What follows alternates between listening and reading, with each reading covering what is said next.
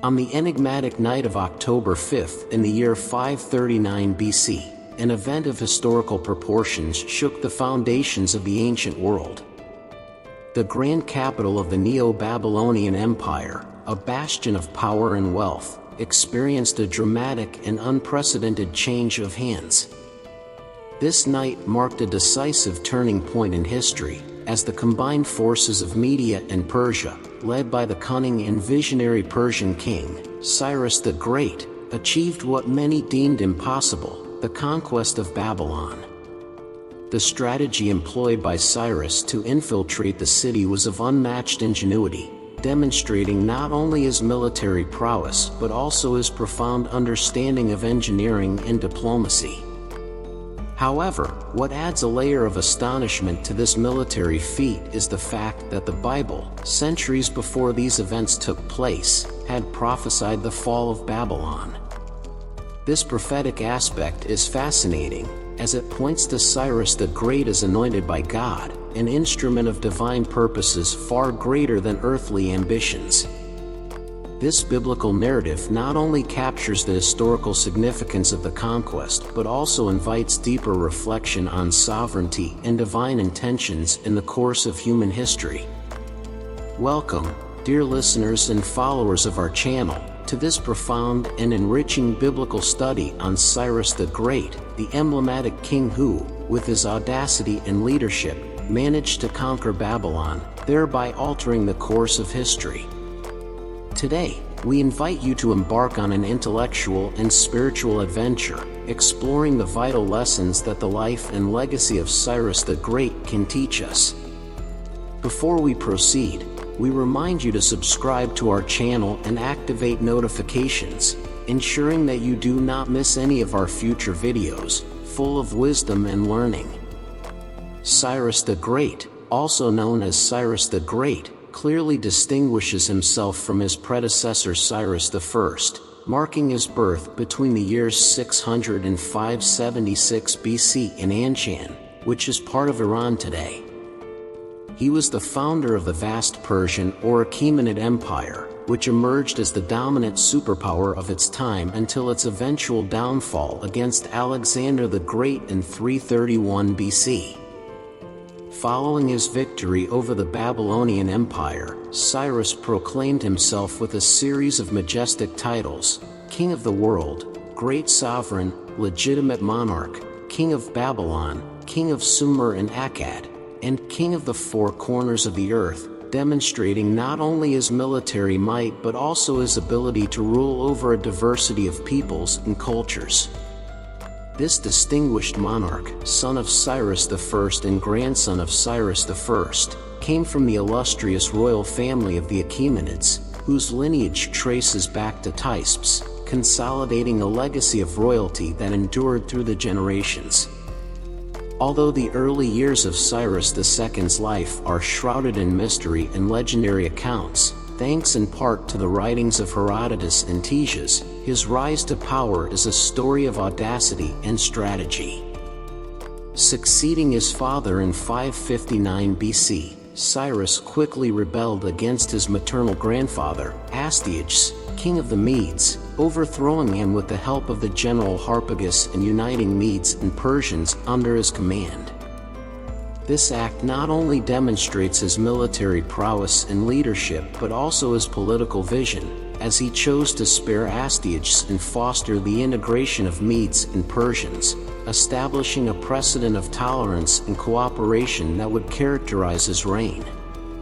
This focus on unity and religious tolerance would be fundamental pillars in Cyrus's administration, laying the groundwork for an empire that stood out not only for its military power but also for its advanced management and respect for the diverse cultures and beliefs of the subjugated peoples.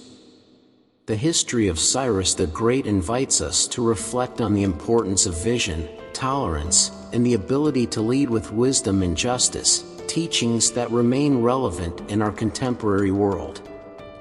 After consolidating an unbreakable alliance between Medes and Persians, creating a unified empire under his command, Cyrus the Great did not allow success to diminish his expansionist zeal.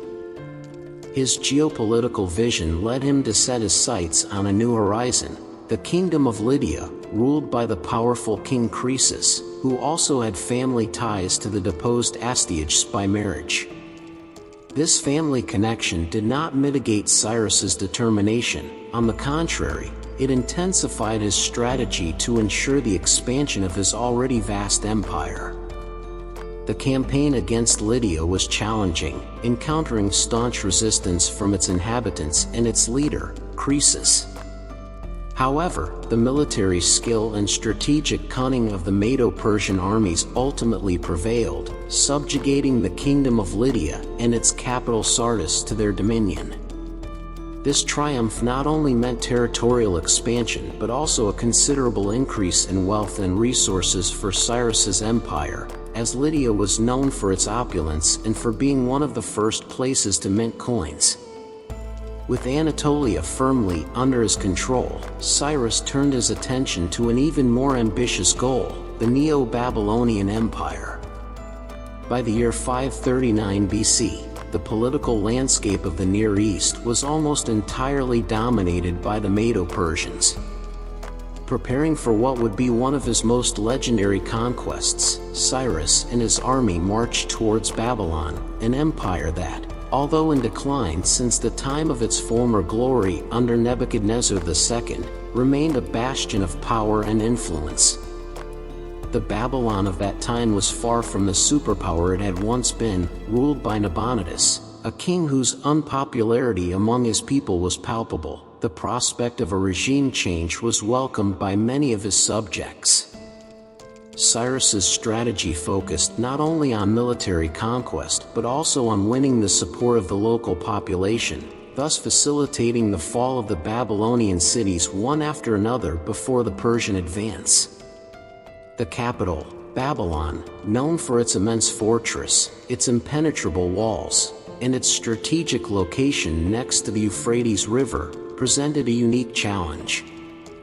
However, Cyrus's ingenuity shone once again when he decided to alter the course of the Euphrates River to allow his troops to cross.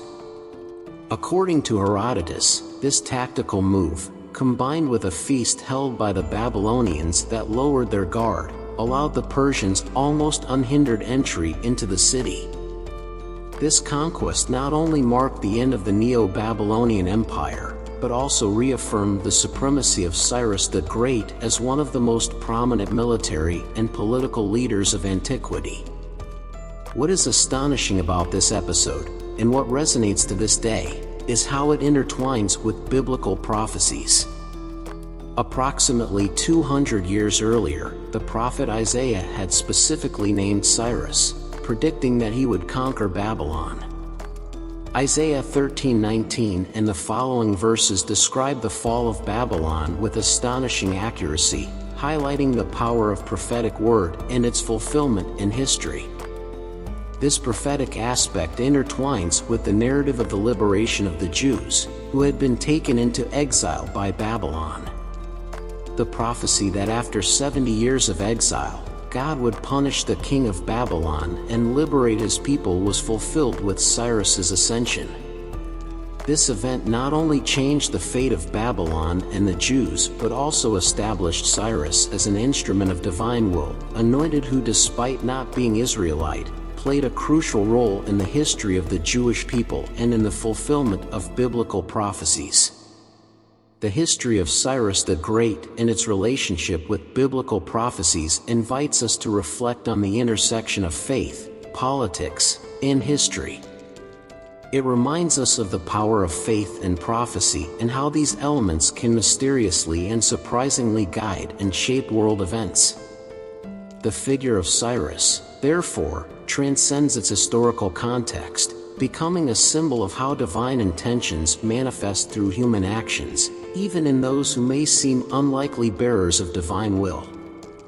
The prophecy about Babylon, expressed with vivid images of desolation and abandonment, evokes an apocalyptic vision that transcends time and space. In these words, we are presented with a Babylon destined to suffer the same fate as Sodom and Gomorrah, ancient cities that were destroyed for their wickedness according to biblical narrative.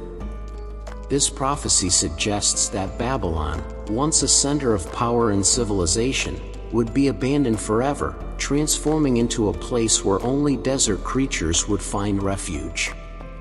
The Euphrates, its palaces and houses of pleasures, would become dwellings for ostriches, jackals, and wild goats, a gloomy testament to the impermanence of human power in the face of divine will.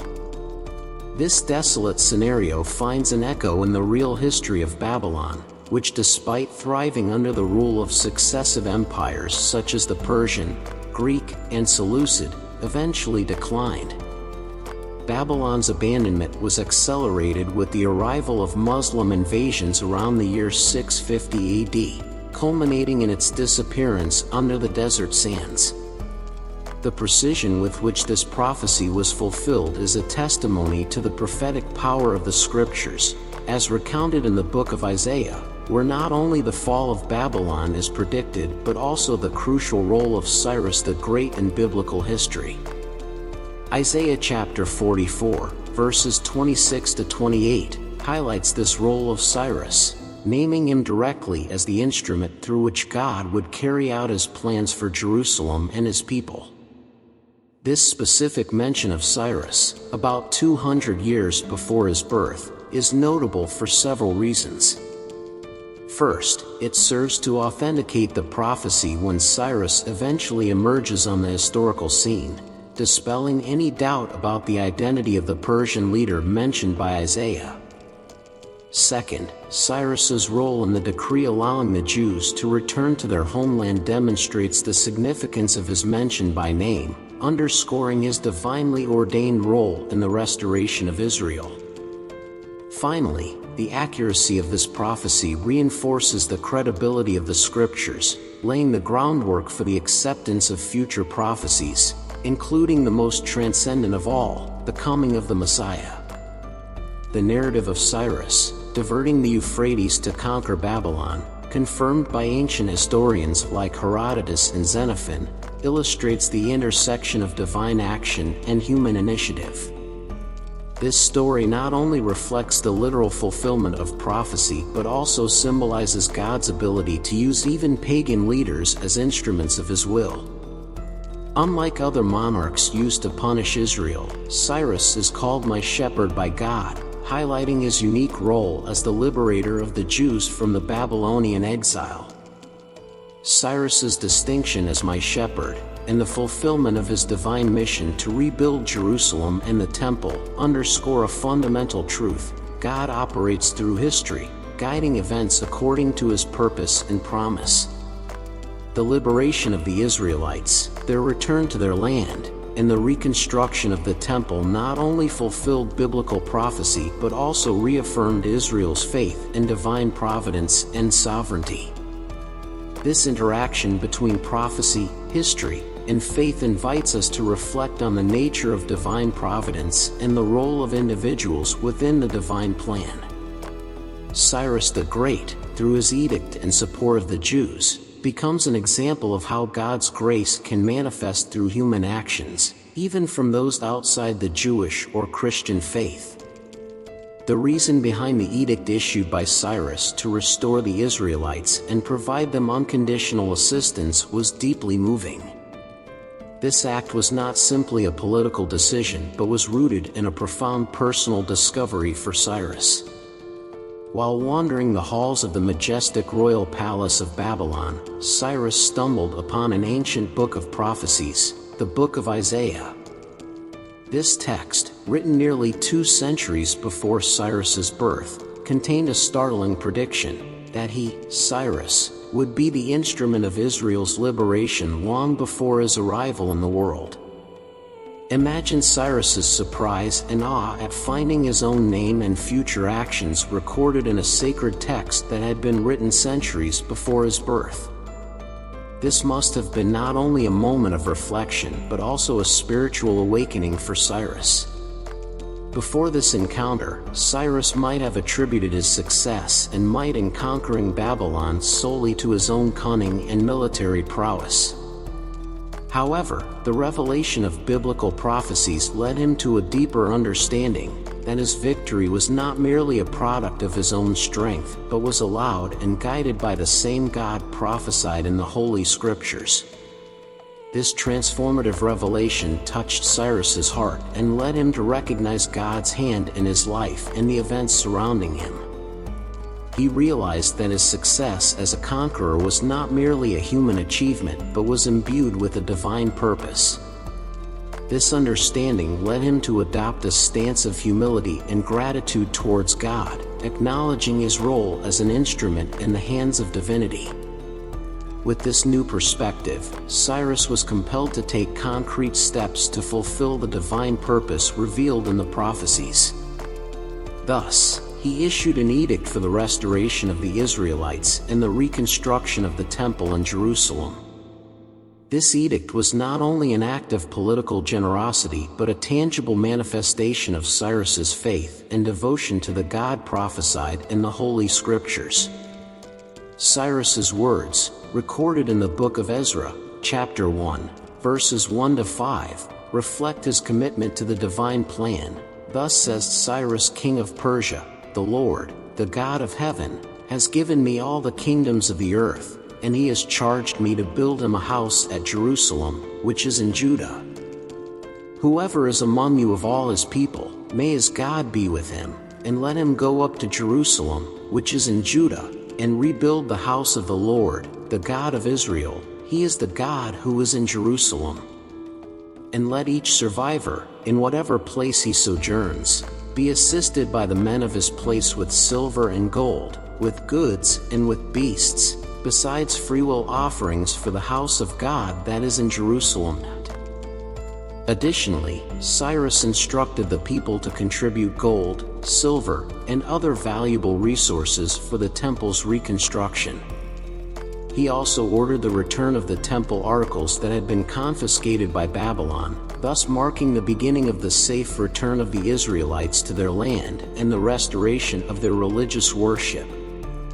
This act of restoration and reconstruction was not only a significant historical event but also a powerful testimony to God's power to fulfill his promises and make his designs a reality through human instruments. Cyrus, once a mighty conqueror, became an instrument of divinity, thus fulfilling the purpose for which he had been prophesied in the Holy Scriptures.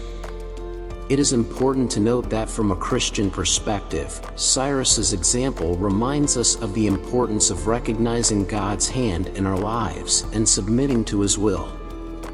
Likewise, it urges us to be instruments of his grace and mercy in the world, faithfully fulfilling the purpose for which we have been called. The prophecy about Cyrus, mentioned in Isaiah 45:1, highlights his role as God's anointed to subdue nations and open doors before him. This prophecy, fulfilled years later, is a vivid testimony to God's power and faithfulness to fulfill his promises through human instruments. Cyrus, though appearing in history long after the prophecy, proved to be a humble and trusting leader in God. Unlike other rulers of his time, he did not boast of his achievements but showed wisdom and magnanimity in his rule. His legacy as a conqueror and benevolent ruler resonates in history to this day. Cyrus, more than a conqueror, considered himself a liberator. Throughout his reign, he was noted for freeing peoples subjected by despotic and cruel rulers, as was common in many territories of the Middle East at that time. His policy of liberation contrasted with the oppression exerted by other leaders in the region. It is important to note that Cyrus was not an interventionist ruler in religious matters. Being an adherent of Zoroastrianism, the official Persian religion since the time of Darius the Great, Cyrus promoted tolerance and respect for other beliefs. This attitude of respect for religious diversity was reflected in his governance and his actions as a leader. A clear demonstration of divine consideration towards Cyrus is evidenced in the title God bestowed upon him, Anointed. This title, which was exclusively applied to the Lord Jesus in Christian tradition, was conferred upon Cyrus for carrying out God's will by liberating the Israelites from captivity in Babylon and allowing them to return to the Promised Land. Thus, Cyrus became an instrument of God to fulfill his designs in history. The opening of the doors mentioned in Isaiah 45:1 is not limited solely to a literal interpretation. While it refers to the gates of Babylon that opened to allow the return of the Israelites, it also symbolizes the removal of obstacles hindering the fulfillment of the divine plan. In a broader sense, these doors represent the physical and spiritual barriers separating the Israelites from their land and their God. Verse 3 of Isaiah 45 reveals God's promise to reveal hidden treasures and secrets stored up to demonstrate that God is the only true God. This promise was fulfilled when Cyrus, as an instrument of God, obtained the treasures of Babylon, including those that had been plundered from Jerusalem. This act not only evidenced divine providence but also fulfilled God's promise to enrich his people. The reference to my servant Jacob in Isaiah 45, 4-5, highlights Israel's role in the divine plan. God calls Cyrus by name and designates him as his servant to carry out his purposes in history. Although Cyrus may not have initially known the true God, his choice by God demonstrates divine sovereignty over human events. It is important to mention that the historicity of these prophecies is confirmed in secular history. Cyrus's existence as a real political leader, as well as his actions in relation to the Israelites in Babylon, are corroborated by historical sources outside the Bible. This further validates the authenticity of biblical prophecies and their fulfillment in reality. The figure of Cyrus remains an object of veneration today, especially among modern Iranians.